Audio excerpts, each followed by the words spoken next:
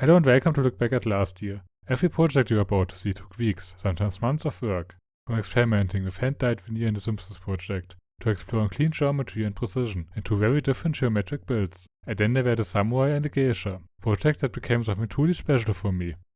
Along the way, I also tried something new, exclusive short projects, smaller projects but carefully made. This video is a complete look at everything I created last year, all projects, one after another, exactly as they were made. Welcome to my year in projects. Hello and welcome to a new project. This time it won't be a geometric project, but something different. Namely this one, the iconic image of the Simpsons on the couch. I chose this motif because I've been experimenting a lot with colored veneer lately, and this image fits in perfectly. But before we get to the colored veneer, let's start with the background. With a project like this, it generally makes sense to work from the back to the front. The background is made of birch veneer that is soaked in a vinegar iron stain. As the name suggests, the vinegar iron stain is made simply from steel wool soaked in vinegar in a jar. When I immerse the birch veneer in the stain for several days, it turns grey. It's important to soak the veneer long enough for it to be completely saturated with the color. Here you can see the veneer after staining. To better highlight the difference, I'm also showing untreated birch veneer here. The grey tone works perfectly as a simple background for the picture. Now first to the couch. The couch is made from Edamore veneer. To create the desired comic look, I bordered the cut edges with black tulip veneer. I did something similar with my rose project a few years ago. In cutting out, I pay particular attention to the grain of the veneer, in order to select suitable areas. I use the printed image as a template for cutting out.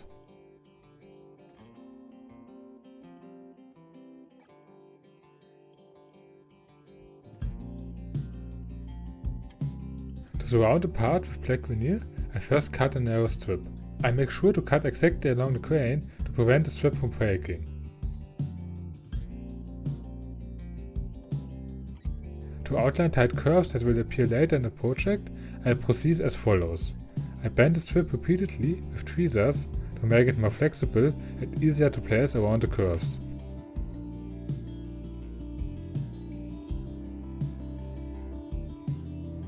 I then apply the thin coat of wood glue to the cut edge and glue the narrow strip to it. You need a lot of patience and endurance for this, as it is a very tricky task. The edging with the black veneer is probably the most difficult part of the whole project.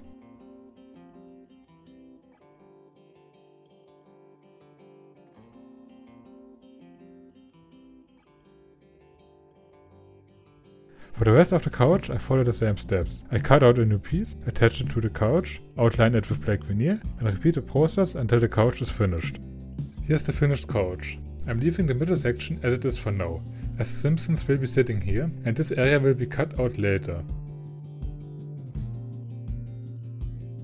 Next, we attach the couch to the background. To do this, we align the couch accordingly and fix it in place with masking tape. Then we carve the outline of the couch into the background. The outline is then cut out completely and the couch is glued to the background. It is particularly important to work very precisely here, as mistakes are difficult to correct. The couch is now finished.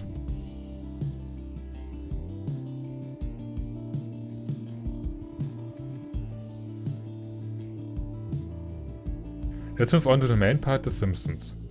To achieve the vibrant colors for The Simpsons, I experimented a lot with different types of wood and stains. In the end, birch veneer gave me the best results. Here you can see the different results. I soaked the veneer in colored wood stain for several days, so that it became fully dyed, not just on the surface. This is crucial because the entire piece needs to be sanded later. Let's start with Bart's head.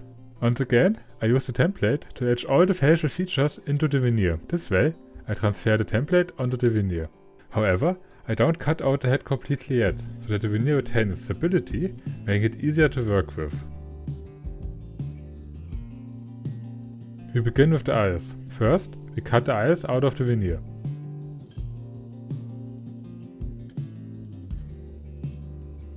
Next, we outline the cut out holes with black veneer, just as we did earlier with the couch.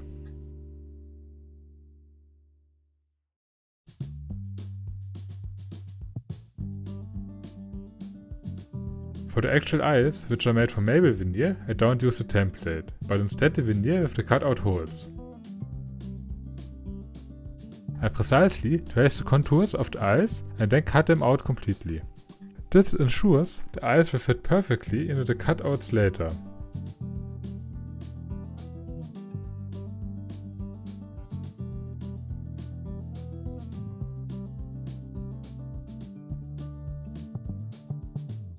For the pupil, I use a punching tool. First I punch a hole into the eyes, which I then fill with a punch-out circle of black veneer. To ensure that the black veneer doesn't crack during the punching process, I coated both sides with wood glue beforehand.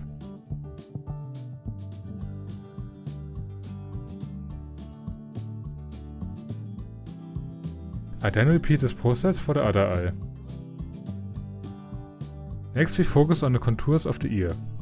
For this I cut a small notch into the veneer.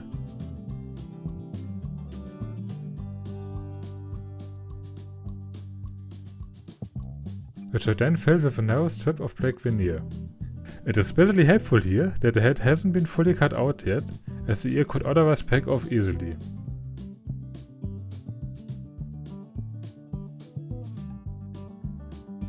After completing all the contours of the head, I cut it out completely and finished by outlining it with black veneer. Here is the finished head.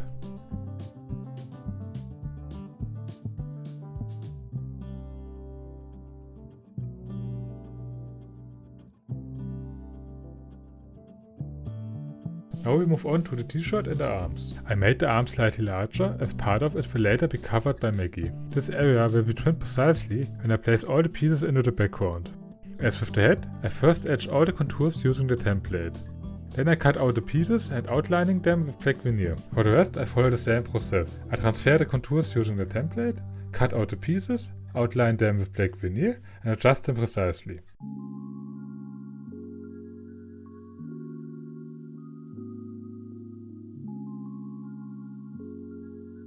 Here's the finished part.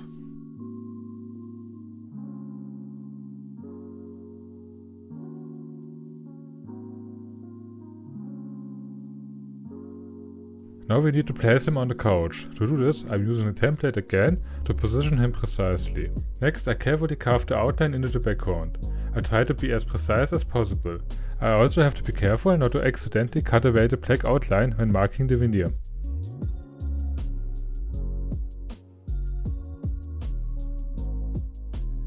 Then I cut out the outline completely. Now that we cut out the outline, we just need to place Bart in it and secure him with masking tape. Here you can see the finished Bart. Now we just need to repeat this process for the rest of the family. The approach is the same as with Bart. We create each family member and fit them into the background. That's why the next progress, like here with Maggie, is shown through photos.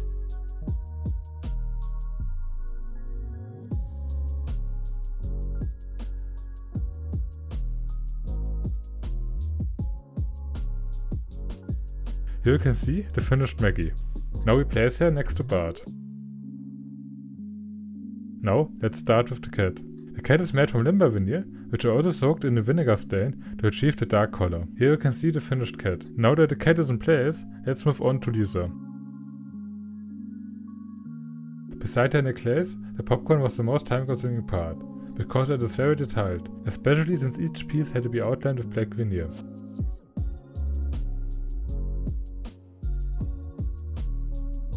Now that Lisa is finished, we will continue with Marge.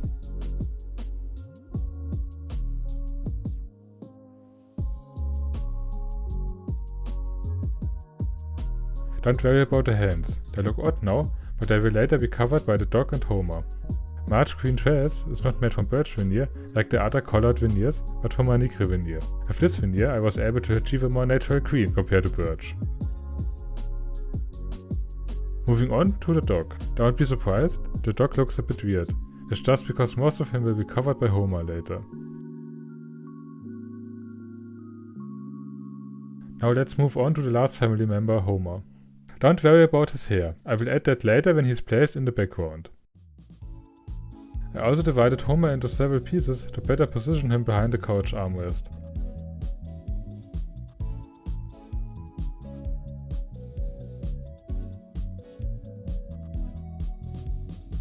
And with that, we are done. At this point, I just want to say, if you like what I'm doing, feel free to give the video a like and subscribe to the channel. That would really help me out. Now we just have the final steps left, this time in fast forward, since the video is already quite long. First, I apply veneer tape to the front. Then I remove the masking tape from the back. Next, I glue the piece onto a base plate and veneer the back with birch veneer at the same time. Then I remove the veneer tape from the front. Here you can see the piece after pressing.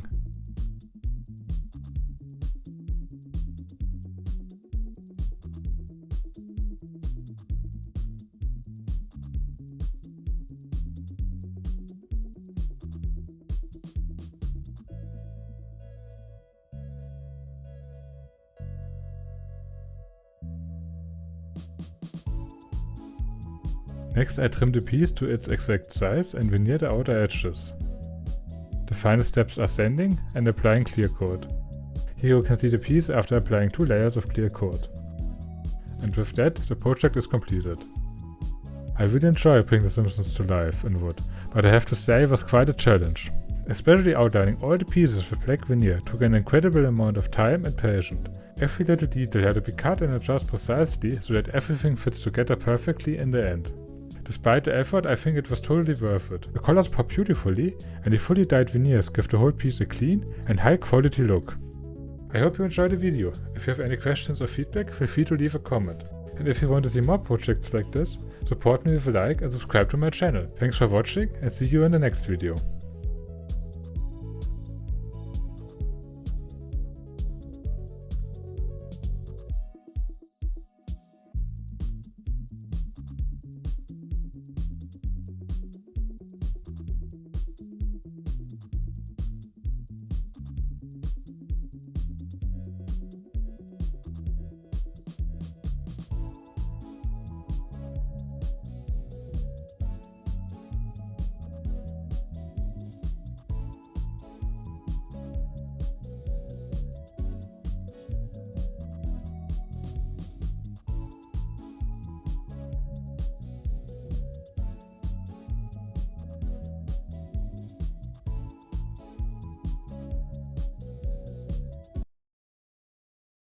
Hello and welcome to a new project. Here you can see the plan for today's project, a rather complex star design. The colors in the plan are just to indicate that I will be using different types of wood in those areas, so don't be confused by that. Now let's take a look at the wood veneers I will be using for this project. Batuck, chestnut, shisham, birch burl, plum, olive wood, maple and birch veneer. As you can see in the plan, the star consists of many small shapes. To cut these pieces precisely, I use the same craft paper I used to draw the plan. I attach the paper to the veneer, making sure that the grain pattern aligns as well as possible with the shape I want to cut. This helps prevent the corners from breaking off during the cutting process. Here are some of the pieces I've already cut. Now we move on to assembling the individual pieces. As the star consists of many small elements, achieving perfect symmetry is quite challenging. Even tiny inaccuracies can quickly add up and affect the overall appearance. To counteract this, I won't be assembling the star directly. Instead, I will embed the star piece by piece into birch veneer. For this, I am using craft paper again. I've sketched out a rough structure of the star on it. This guide allows me to cut the star with precision. Here you can see the cutout section. Now we can start inserting the first pieces of the star. This method helps minimize inaccuracy since the birch veneer acts as a stable frame. Once the section is complete, I secure everything with wood glue to ensure it stays in place. Here you can see the finished inner star made from Batuck veneer. Now I will continue in the same way for the rest of the star. I cut out a section, fill it with the small pieces and secure everything with wood glue. Here's the first completed section of the star. As you can see, I arranged the birch burl elements so that each piece has a unique grain pattern. This creates a beautiful effect. I will now repeat this process for the rest of the star.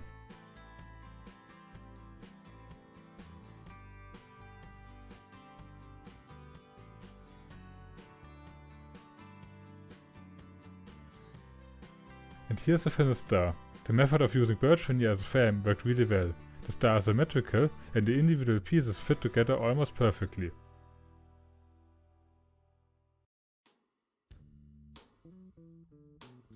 Now let's move on to the ornaments surrounding the star. These will be made from olive wood and plum veneer.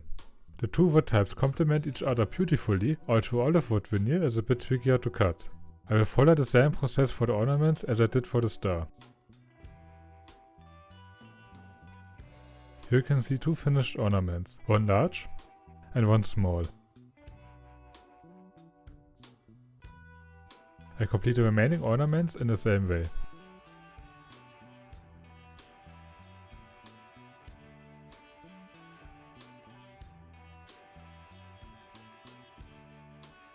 Now you can see the star with all its ornaments. The combination of olive wood and plum veneer creates a beautiful contrast.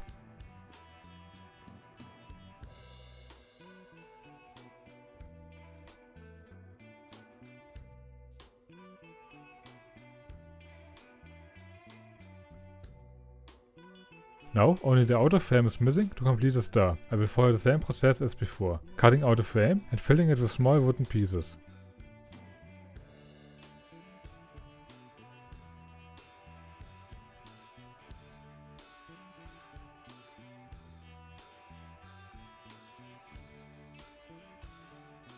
Here's the finished star.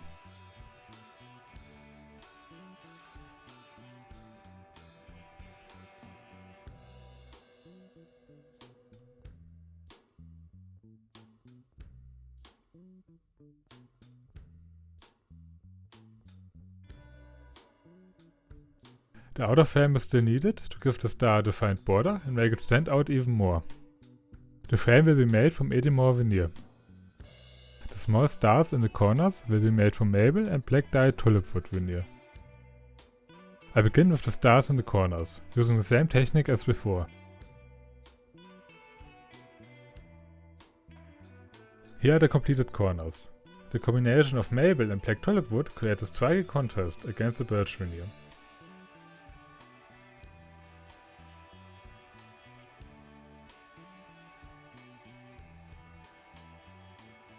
Now for the final step, the outer frame. Made from Edimore veneer, it gives the star a clean and professional border. To do this, I first cut the star into a rectangle and then fit the frame seamlessly around it.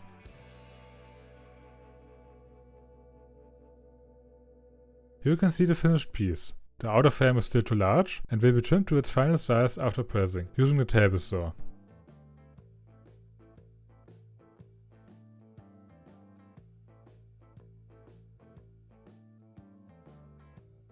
Now that the pattern is finished, let's move on to the final standard procedure.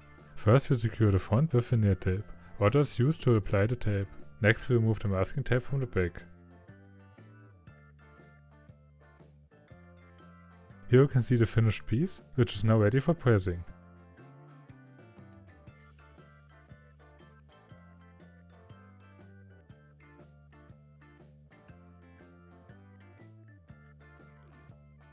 During pressing, the veneer is pressed with wood glue onto a base plate. The back is also pressed with birch veneer directly. However, it is important to make sure that not too much wood glue is used. I always let everything dry overnight. Here you can see the piece after pressing.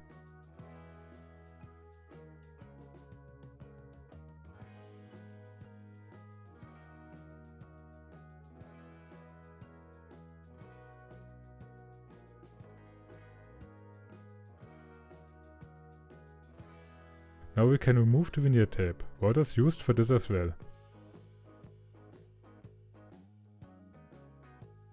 Here you can see the piece, now without the veneer tape. It doesn't look great right now, but after sanding and painting it will look really good.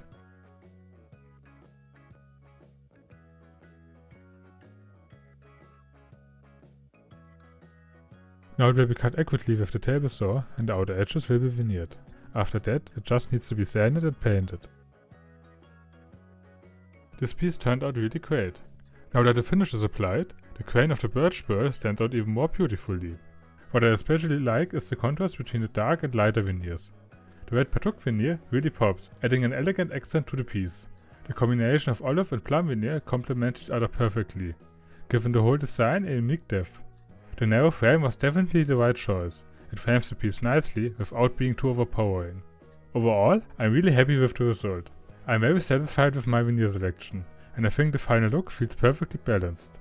I hope you like the finished piece as much as I do, and of course the video as well. Feel free to leave a like and subscribe to the channel so you don't miss any future videos. Thank you for watching and see you next time.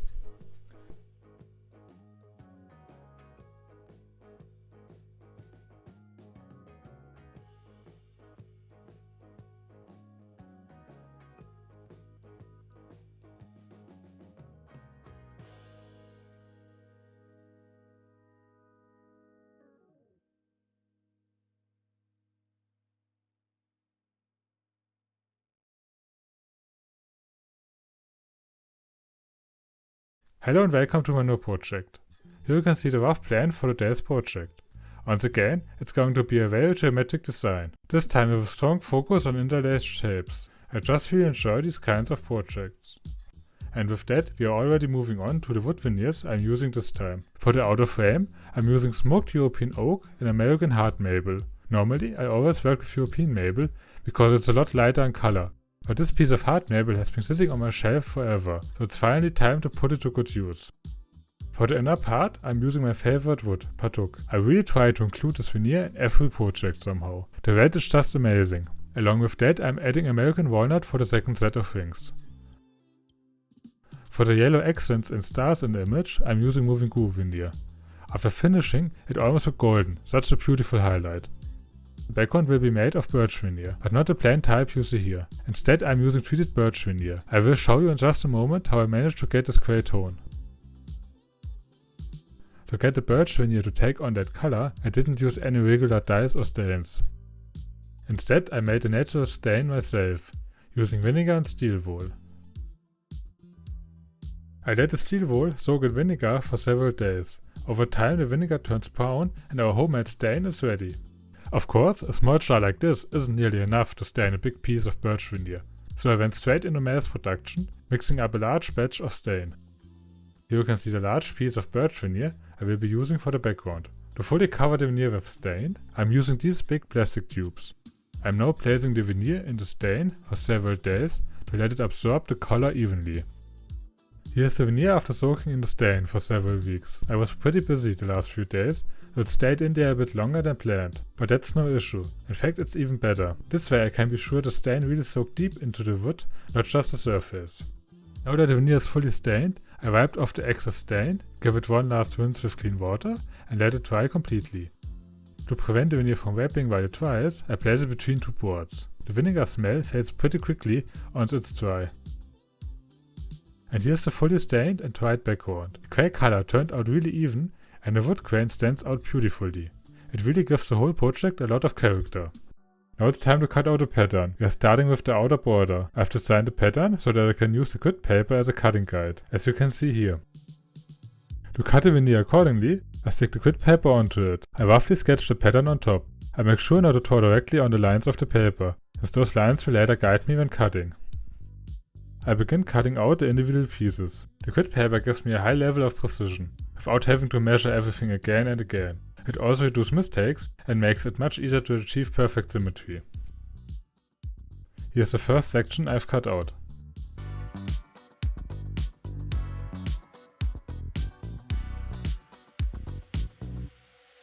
To fill the gaps with veneer for the frame, I'm once again using the grid paper. I fix the paper onto the hard maple veneer and use it to cut out the individual pieces. To prevent the tips and corners from peeling off easily, I've reinforced the back of the veneer with a thin layer of wood glue. By the way, I did the same thing with the European oak veneer.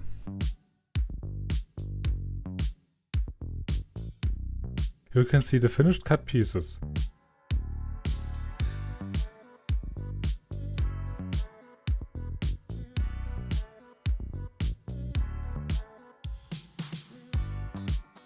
Now it's just a matter of assembling everything correctly, and of course making sure I don't mess up the pattern.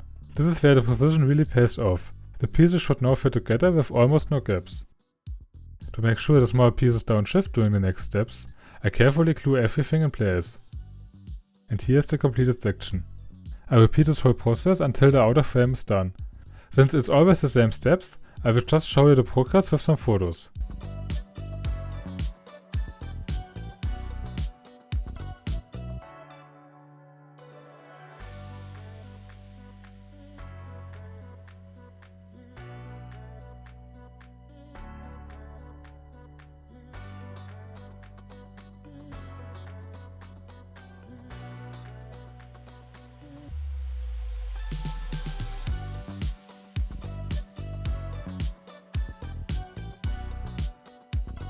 And here's the finished frame. It took quite a while, but the combination of light maple and dark oak works beautifully together.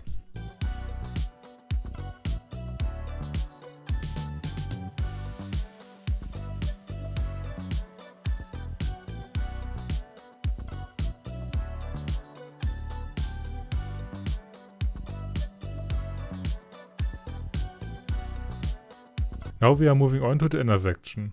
As you can see here, this time the pattern isn't based on grid paper, but on isometric paper. I scaled the isometric layout so that the inner design fits perfectly centered. To make sure the isometric paper is placed exactly in the center, I aligned it using the lines of the grid paper.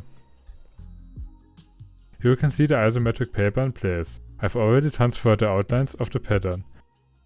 All the orange marked fields will be cut out later. To fill the gaps again with veneer, I'm also using the isometric paper, as you can see here. The process is the same as with the frame, so I will show the progress again through photos.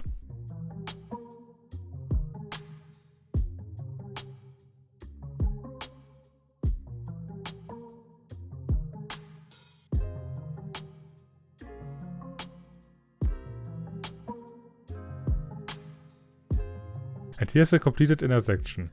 Now that everything's cut and assembled, we can carefully remove the remaining paper. With that, the entire pattern is now completed. The shapes and the way the veneer colors interact already looks really nice, but once it's pressed, sanded and finished, it's going to look even better.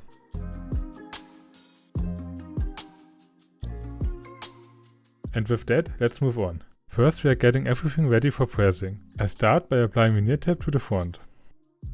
Then I carefully remove the masking tape from the back. Here you can see the finished piece, ready to be pressed.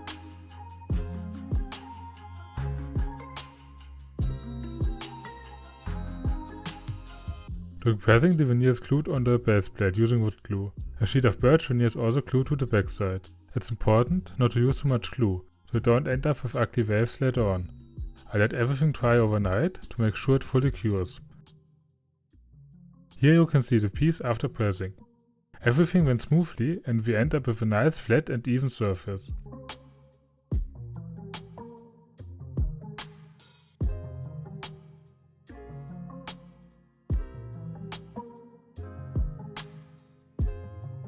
Now it's time to remove the veneer tape. I applied some water to help remove the tape more easily.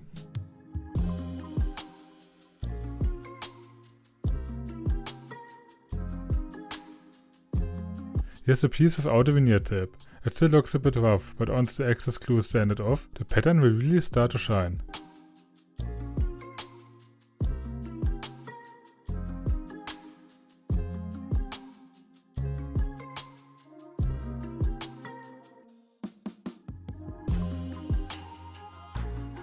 Before I start sanding, I cut a panel to its final size and veneer the outer edges. Then it's time for sanding and finishing. And with that, the project is finished. I really had a lot of fun with this one. I just love these kinds of geometric patterns. They are super satisfying to make, even if the process can get a bit repetitive at times. The outer frame, made of smoked European oak and American hard maple, turned out great. Now that the finish is on, all the details in the wood really stand out. The same goes for the inner section. As I mentioned earlier, the yellow moving glue veneer looks almost golden with the finish. And the Patuk combined with American walnut works beautifully. The more colorful center contrasts nicely with the darker frame. Also taking the time to dye the birch background gray was absolutely worth it. It gives the whole piece a subtle depth and character you just wouldn't get otherwise. There's something about that tone that really ties everything together. Let me know in the comments what you think of the final piece. And if you want to see more projects like this, feel free to support me with a like and a subscription. Thank you so much for watching and see you next time.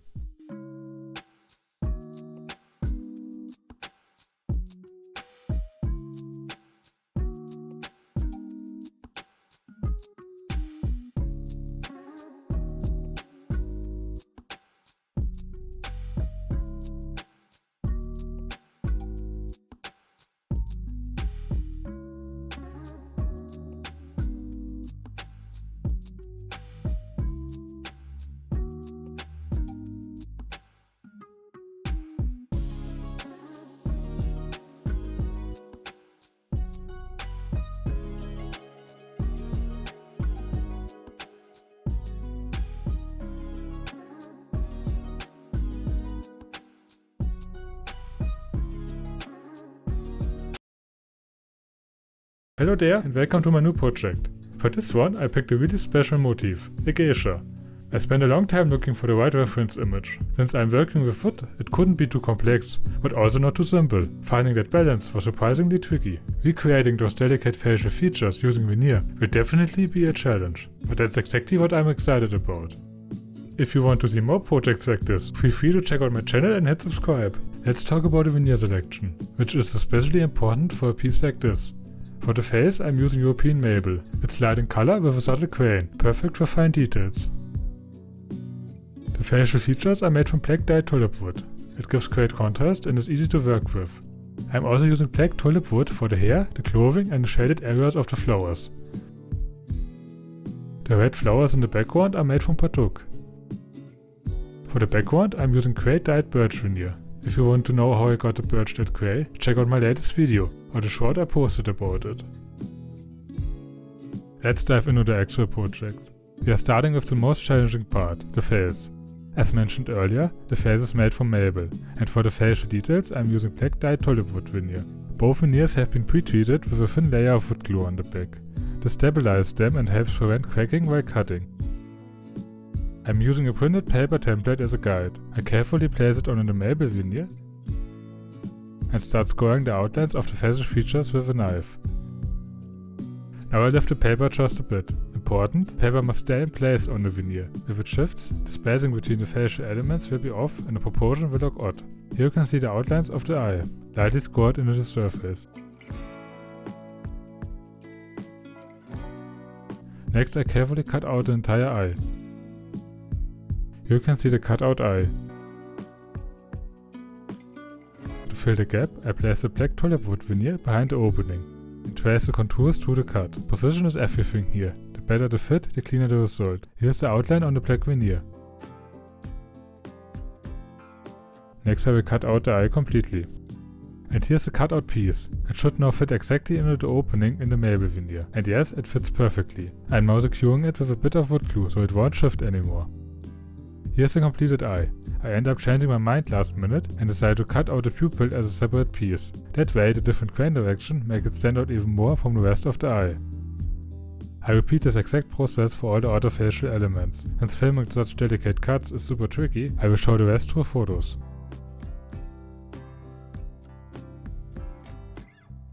And here's the finished face. What do you think? The contrast between the light maple and dark tulip wood really makes the facial features pop.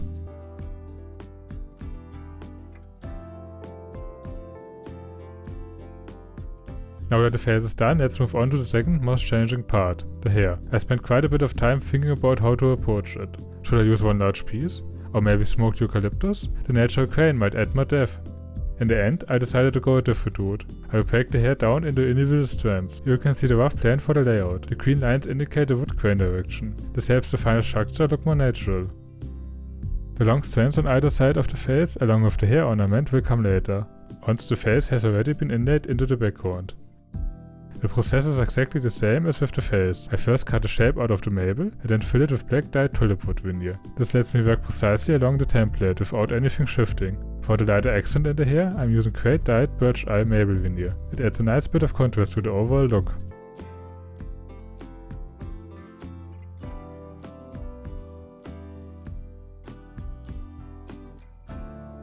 And here's the finished face. I intentionally left the neck a bit longer. I will trim it down later to fit. The spots you see on the surface are just traces of wood glue. They will disappear completely once everything is sanded and cleaned up. I'm honestly super happy with how it turned out so far. Now let's move on to the clothing. I think the correct name is kimono. For the main fabric of the kimono, I'm once again using black dyed tulip wood veneer. For the fine accent lines, I'm going with grey dyed tulip wood. And the braid will be made from kingwood. That should give it some nice contrast and a bit of depth to the piece. Just like with the hair, I'm dividing the kimono into separate segments. Here you can see the planned layout in the direction of the grain for each part. To transfer the individual segments onto the veneer, I attach the template, carefully score all the outlines, and I cut each part out completely.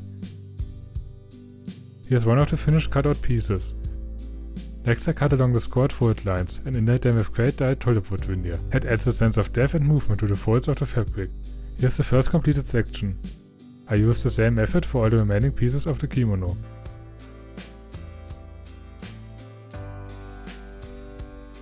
And here's the finished kimono. It means the geisha figure itself is now completed. You can really see how the face and clothing work together. Everything is coming together nicely. The composition looks really great. Let's move on to the background. As I mentioned at the beginning of the video, I'm using gray stained birch veneer for this part. To position everything correctly, I'm working with my usually printed paper template. I'm starting with the flowers on the right hand side. For those, I'm using Partook and black dyed tulip wood veneer. The technique is the same as with the face. First I cut a precise opening into the background, and then fill it with perfectly fitting pieces of the other veneers. Since the process is quite repetitive, I will show the progress with photos. And here are the finished flowers. I think the colors really pop against the grey background.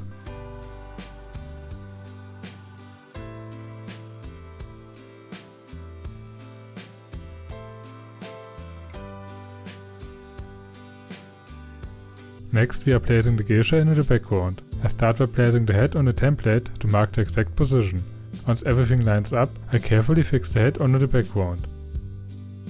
Here you can see the fully secured head in place. Next I gently score the outline into the background veneer. Here's the scored outline in the background to guide the next step.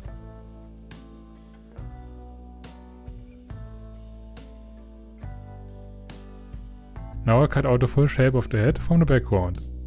Here's the finished cutout. Now I can insert the head. It should fit as precise as possible. And here's the head fully inlaid into the background. Now I repeat the same process for the kimono.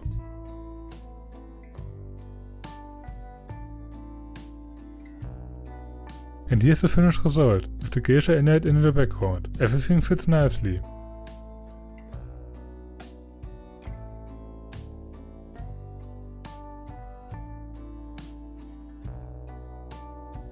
We are almost done now. Now only the flowers on the right side are left. I'm doing them the same way as the ones on the left, so I will just show you some photos here.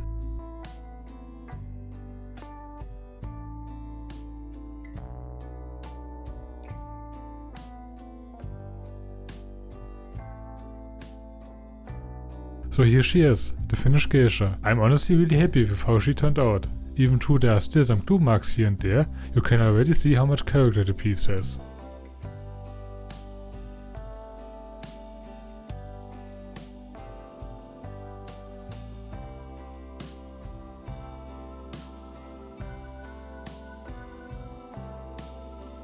But we are not done yet. The most critical step is still ahead, pressing the piece. So now I am preparing everything as usual. First I tape the front side using veneer tape. The glue activates with water.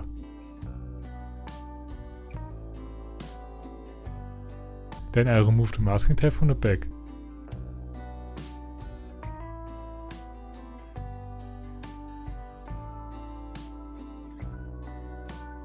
And with that it's ready to go into the press.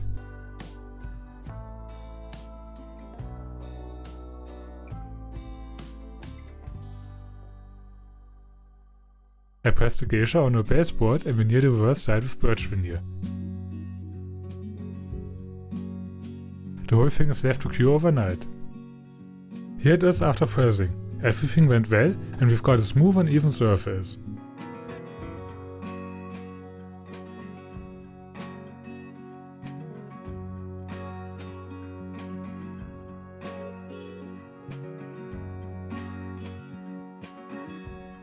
Now I remove the veneer tape just with water again.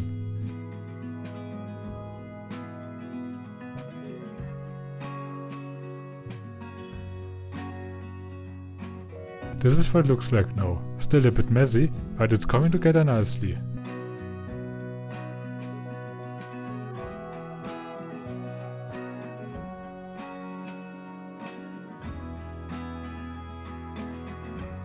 Before sanding, I trim the piece to its final size and veneer the outer edges.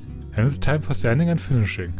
So here she is, my finished geisha. A project that really pushed me at times, but also brought a lot of joy along the way. The face in particular was a real challenge. So much of her expression depends on the tiniest details. One small mistake and the whole character would feel off. But in the end, I think the precision work really paid off. She looks calm and dignified, exactly what I had in mind. For the kimono, I choose a dark veneer. It helps the light tones of the face stand out more and add a sense of calm to the overall composition. The reddish bell brings a nice warm accent to balance it out. The flowers surrounding here aren't just decorative, they are meant to frame the entire scene. They are made from countless tiny parts, and honestly, they took the longest. Every curve, every leaf, every single line was cut, shaped and fitted by hand. The dark shading around them adds a lovely sense of depth to the whole piece.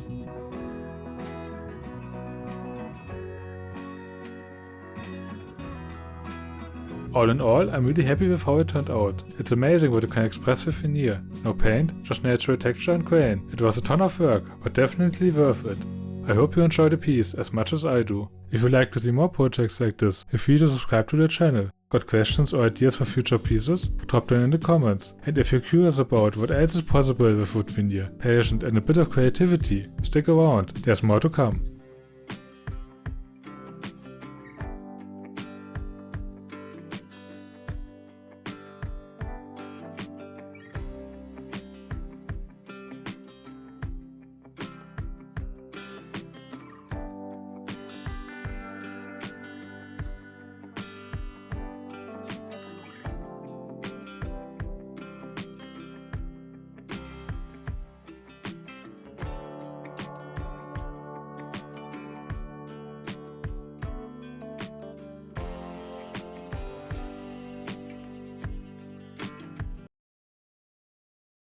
In my latest video, I finished the geisha project, and it turned out absolutely beautiful. But when I look at her now, I can't help but think she looks a little lonely. So in this video, she's getting a companion, a samurai. Hello everyone and welcome to my new project. For this project I picked another very special motif, a samurai. The style probably looks familiar. Since I planned the samurai as a counterpart to the geisha, I wanted to keep the style as close as possible. If you haven't seen a geisha video yet, make sure to check it out. The problem with the samurai was, I'm not exactly great at drawing people, and I couldn't find a fitting reference image online either, so I asked an AI to create a samurai in a similar style to the geisha. And as you can see here, I tried that several times. Each image on its own was pretty good, but always had little mistakes. Unfortunately, the AI never gave me a perfect result. So in the end I combined several of the images in Photoshop to create the final samurai. The AI only gave me the general direction.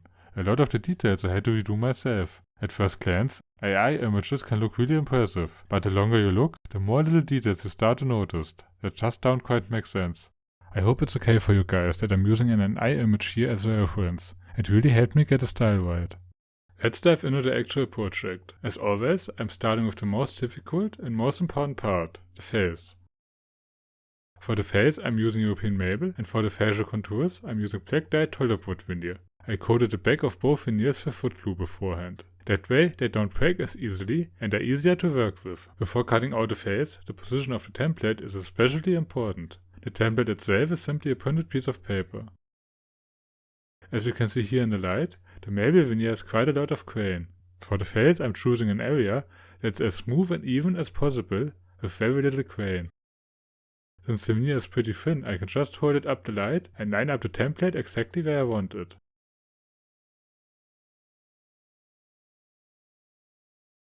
Once the template is fixed, I start cutting out the facial features. Let's begin with the left eye. First I score the outline of the eye into the maple veneer. Then I carefully lift up the template, making sure it doesn't shift out of place. Here you can see the scored outline of the eye. You can already see the final shape pretty clearly. Next I cut it out completely. This step really needs a steady hand. And here's the finished cutout hole. The edges came out nice and clean. After that I placed the black tulip wood veneer behind it. And scored the outline of the eye there as well. That way the exact shape is transferred onto the tulip wood. Then I cut that piece out too. Here I don't have to worry too much if I cut slightly beyond the contour. If everything is done precisely, it should fit perfectly into the maple veneer. With a little bit of pressure here and there, it snaps right into place. Finally I glue everything down with some wood glue, and that's the first eye done. For the other part of the face I'm doing the exact same thing. Since filming this super delicate work is pretty tricky, I will show you the remaining steps with photos instead. That way you can still see exactly how I build it, piece by piece. Otherwise you probably only see my fingers in front of the veneer anyway. And here's the finished face. The intense gaze turned out really well. Look at how accurately the facial features came out. It's the little details that really make the difference. Now let's move on to the hair and the beard. Both are also made from black dyed tulip wood veneer. To make the hair structure more realistic, I divided it into separate strands. You can see it here. The green lines split up the segments, and the red lines show the direction of the wood grain.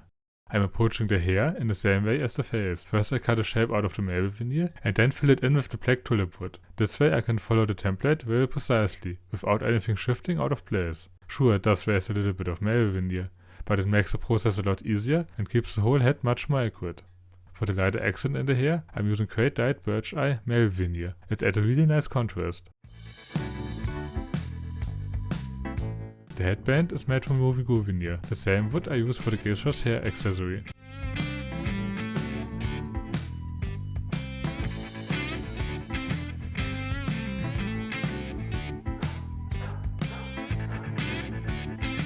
And here's the finished head. It turned out really well. At first I was worried that the tilted perspective of the head might cause problems, but no, the facial expression and everything else came out just right. I intentionally left the neck a bit longer for now. I will adjust that later. By the way, the spots you see on the face are just wood glue. They will disappear after the final sanding, and then everything will look much cleaner. Next up is the kimono. For the main fabric I'm using black dyed tulip wood veneer.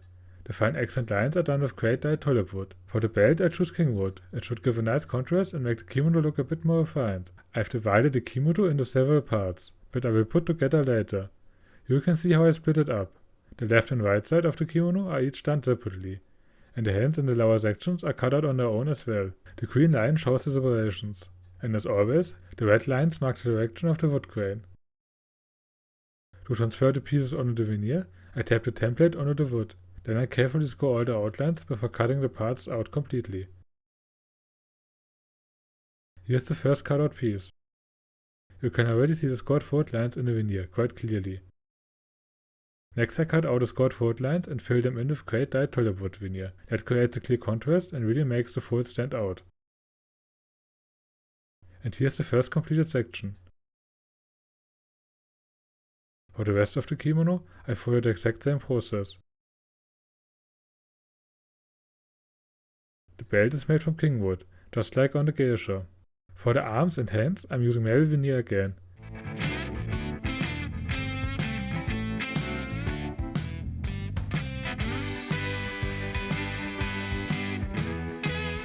Now we've pretty much got everything. Only the katana is missing. I spent a long time thinking about how to do it. It definitely needs to stand out from the black kimono. Since most katana handles are wrapped with some kind of cord, I came up with the following plan. I want to represent the braided handles using different veneers. For that, I'm using limber veneer soaked in vinegar and smoked oak. These two woods should give a nice contrast to the black kimono. To cut the stripes, I use millimeter craft paper as a guide. I taped it to the veneer and cut 1mm wide stripes from it. Here you can see the finished stripes. Then I arrange the stripes alternately. To make them easier to cut later, I glue them together at the end. So I basically built my own little custom veneer.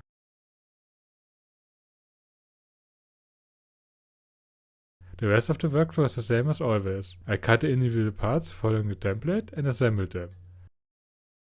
The plate is made from smoked eucalyptus, so it also clearly stands apart from the kimono. And here's the finished katana. I really like how the handle turned out.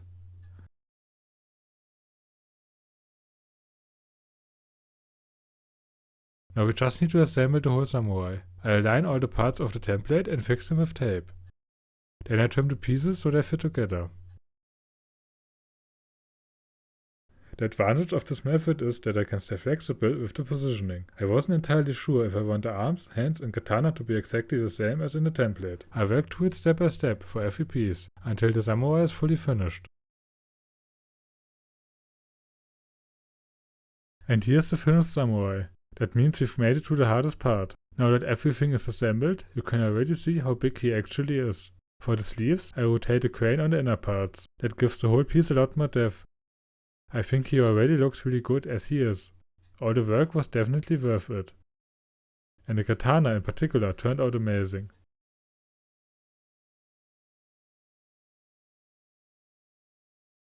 The last thing missing now is the background. For this I'm using, as mentioned at the start, grey sand birch, patuk, and black dyed tulip wood veneer. To position the bamboo correctly, I'm using my printed paper template, just like I did with the face. First I cut out a hole for the dark shadow, then fill it with black tulip wood veneer. After that I do the same for the red bamboo, made from patuk. Since I am working from the back to the front, first black then red, the edges turn out nice and clean. The process is always the same for the whole background, which is why I'm showing you these time-consuming steps again with photos.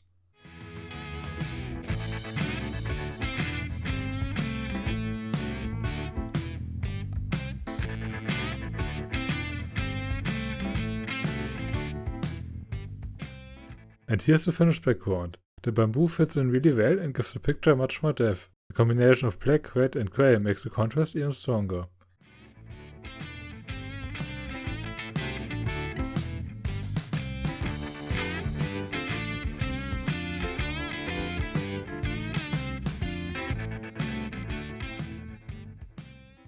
Alright, the only thing left to do now is to place the samurai into the background. To get the exact position right, I'm using my paper template again.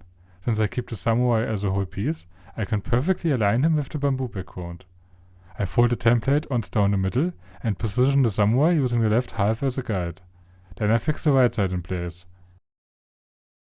After that, I remove the paper template completely and secure the left side as well. Here you can see the samurai in his final position.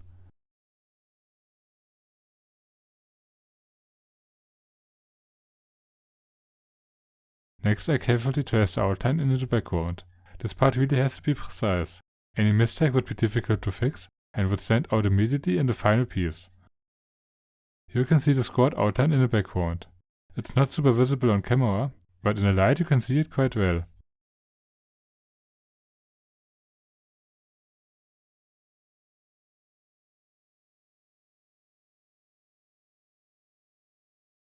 Now I cut the samurai's shape completely from the background.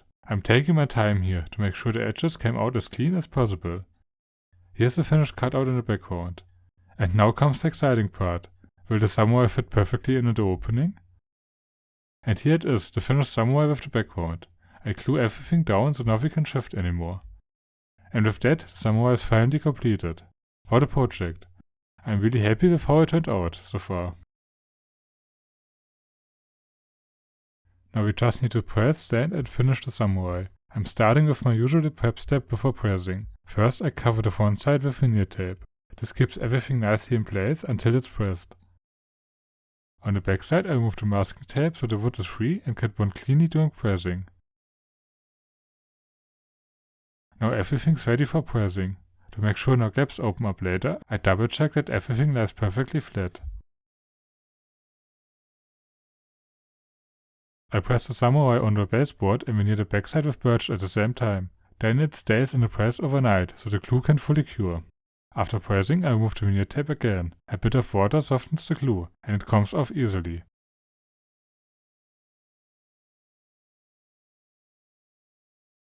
And this is how the piece looks now, still a bit rough, but you can already see the samurai really starting to take shape.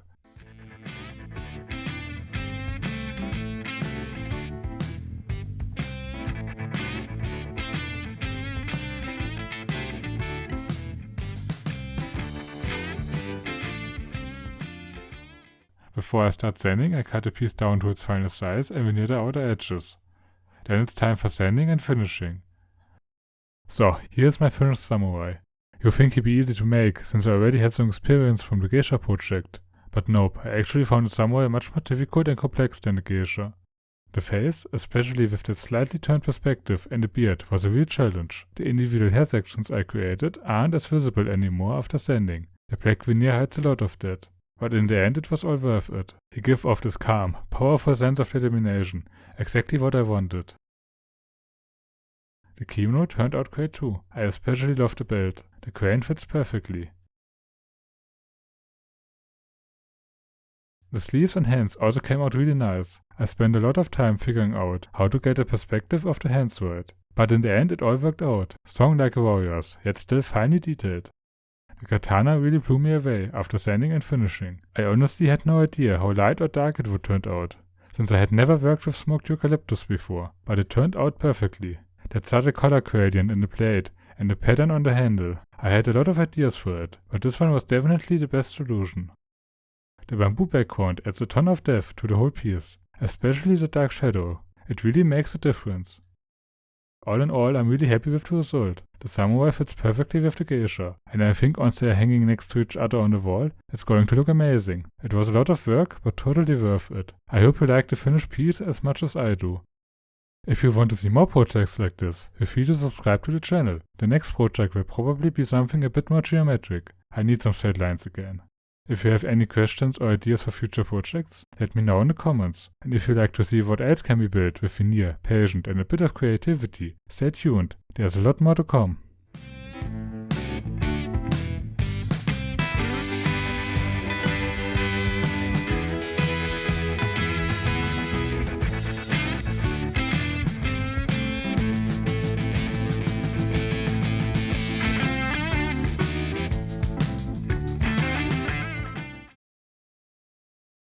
Hey there and welcome to my new project. This time it's shot in vertical format, because the project itself is a bit on the smaller side. If you're into longer videos and more complex builds, feel free to check out my YouTube channel and hit that follow button. Now onto the project itself. This time I went with a classic design, a compass horse. I'm making it from European maple and smoked oak. The background is olive ash. With that beautiful grain, it almost looked like water, which ties in perfectly with the nautical theme. For a clean finish, I will frame it with mahogany. Let's start cutting out the pieces. I'm using my grid paper technique again. If you want more details on that, you can find it in my longer videos. Here you can see all the pieces cut out. I also prepared the background using the same method. Now it's time to put the compass together. And here it is, the finished compass horse. Only thing left is the mahogany frame. I will leaving the outer edge a bit oversized for now. I will trim them down to the finest size on a table saw after pressing. And just like that, the full pattern is completed. Now I prepare everything for pressing. First I apply veneer tape to the front, then I carefully remove the masking tape from the back. Next the whole piece gets glued and pressed onto a base plate. After pressing, I remove the veneer tape, trim the compass to its finest size and veneer the outer edges. Finally everything gets sanded and finished. And here it is, the final piece. Thanks to the finish, the wood grain really pops and brings the whole thing to life. So what do you think? How do you like the result? If you enjoyed the video, feel free to leave a like and a follow. And don't forget to check out my YouTube channel for more projects. Hello everyone and welcome to my new project. This time I'm making a bookmark out of wood veneer, with a special pattern I designed myself. The idea came to me by making the handle for a katana in my last main video. Make sure to check that one out, and while you are there, don't forget to hit subscribe. For the bookmark I'm using smoked oak, walnut veneer that's been soaked in iron stain, and moving glue veneer. The backside will also be made from smoked oak. First I pour wood glue onto all the veneers, so they won't break easily in the next step. Then I add craft paper on top. Now I cut 1mm wide stripes. Thanks to the glue they stay nice and firm. Here are the finished stripes, all neatly cut out. Next I arrange them according to my pattern. First in a band of 5 stripes each, and then I place them around the cut out moving glue squares. While assembling the pattern I have to stay focused. It's easy to mix up the order since the pattern is quite tricky. Once everything fits together, I fix it in place with wood glue. And that's the finished pattern. Next I add veneer tape to the front side, and remove the masking tape from the back. Then I press the whole piece on another sheet of smoked oak. This keeps the bookmark nice and thin, but still strong. After pressing I remove the veneer tape, sand everything smooth, and cut it to its finest size, and finish it with clear coat. And here's the finished bookmark. The pattern really pops beautifully. What do you think of the result? If you enjoyed the project, leave a like and hit subscribe. And check out my channel for many more woodworking projects.